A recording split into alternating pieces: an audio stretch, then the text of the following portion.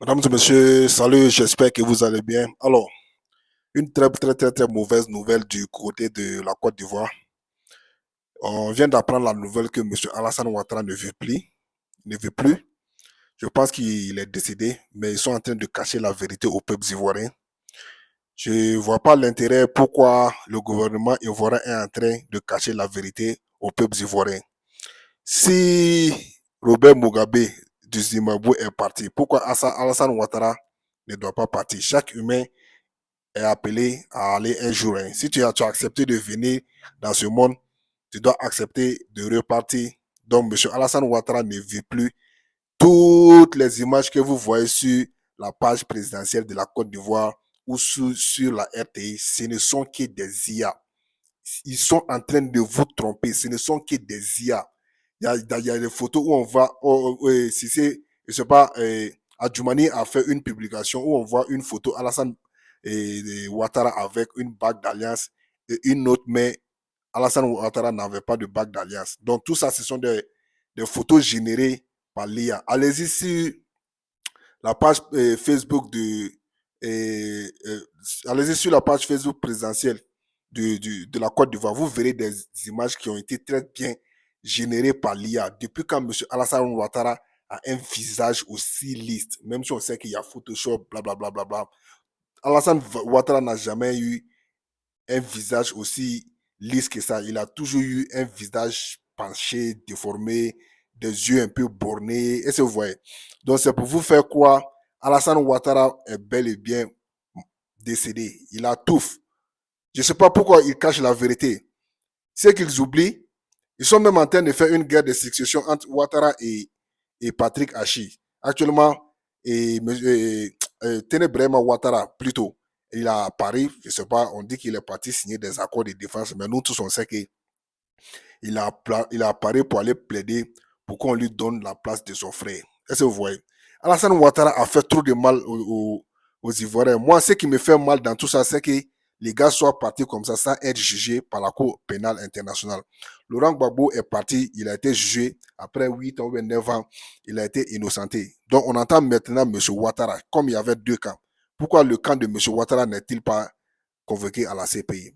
Nous tous on sait que c'est la France qui est derrière tout ça parce que M. Ouattara a bel et bien été longtemps ce valet local de la France qui défend toujours les intérêts de la France.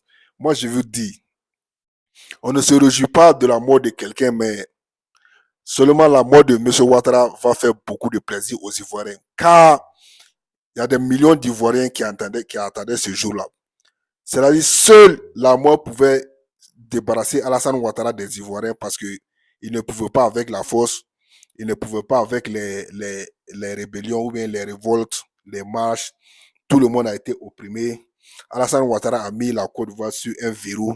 Tu n'as pas le droit de parler, tu n'as pas le droit de t'exprimer. Quand tu parles, on te prend, on te met à la maca. Quand tu parles, on te fait disparaître. C'est ce que les jeunes de la Côte d'Ivoire vivaient. S'ils apprennent que, ouais, ce dernier-là est parti, mais ils seront les plus heureux du monde. Ils seront très contents parce que c'est la fin de la dictature. C'est la fin de l'anarchie. C'est la fin de la corruption. C'est la fin du népotisme.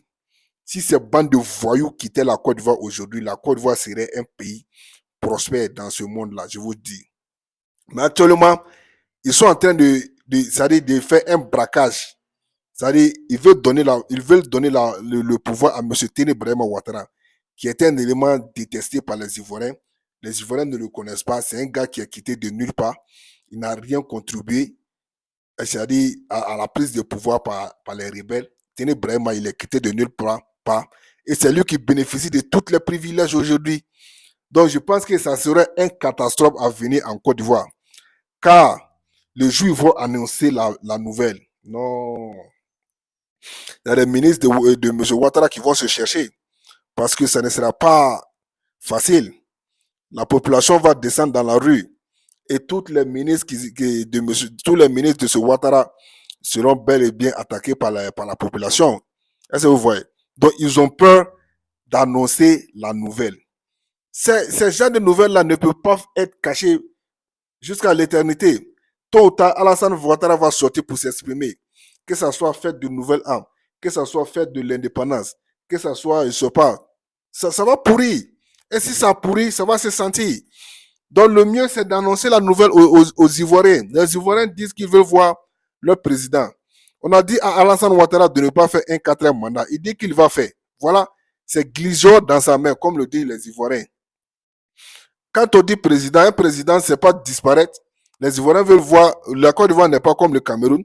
Si Paul Biya disparaît ou bien il meurt, il n'y a pas de Camerounais qui va être au courant de ça, parce qu'ils ont habitué aux Camerounais à faire disparaître Paul Biya pendant des jours, des mois, des années. Il y a des ministres même de Paul Biya qui disent que pendant les conseils de ministres, eux-mêmes, ils n'ont jamais vu Paul Biya pendant 5 ans. Donc, c'est pas la même chose qu'ils veulent faire avec la Côte d'Ivoire. On a bel et bien dit, Alassane Ouattara, c'est pas un éternel. L'âge qu'il a, il a eu là, c'est pas cet même âge-là qu'il va avoir. Donc, si c'est fini pour lui, il faut dire à la nation. C'est ce que les Ivoiriens veulent savoir. C'est ce que nous, on veut savoir. Pour avancer, il faut que l'État ivoirien dise la nouvelle aux Ivoiriens. Alassane Ouattara, l'annonce de son décès dès maintenant. Merci.